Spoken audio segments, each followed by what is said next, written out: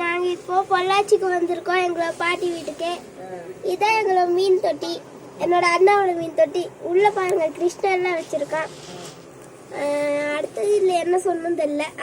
இங்கே பாருங்க சங்கு கடல்லேருந்து எடுத்துகிட்டு வந்ததா இல்லாட்டி ஆட்டை போட்டு வந்ததுன்னு தெரியல. வெண்ணெல்லாம் என்னோட மிஸ் பேர் தெரியல. பிஷ் பேர் என்னதுன்னு தெரியல. ஏஞ்சல் ஃபிஷ்ஷா? சரி சரி.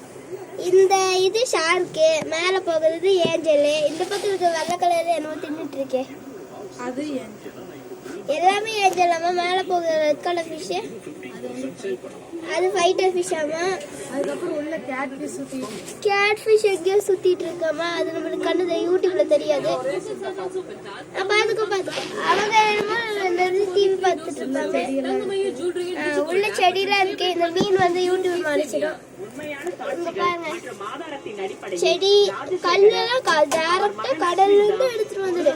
ஒண்ணுமே கடல்ல இருந்து வாங்கல, இது டேரக்டா மண்ணுக்குள்ள இருந்து எடுத்துட்டு வந்தது.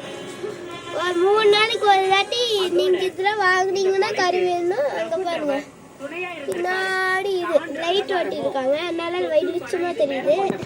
3 நாளைக்கு ஒரு தாட்டி கழுவிடணும், இல்லாட்டி மீன் செத்துரும். எங்களுக்கு ஒன்றும் தெரியாது. எங்களுக்கு கம்ப்ளைண்ட் பண்ணக்கூடாது. கமெண்ட்ல லைக் சப்ஸ்கிரைப் பண்ணிடுங்க. அது சொல்ல மாட்டேன், அது சொன்னாதான் கரெக்டா இருக்கும். இது அவங்க பாருங்க இங்க ஒரு மீன் தூண்டிட்டு இருக்கு.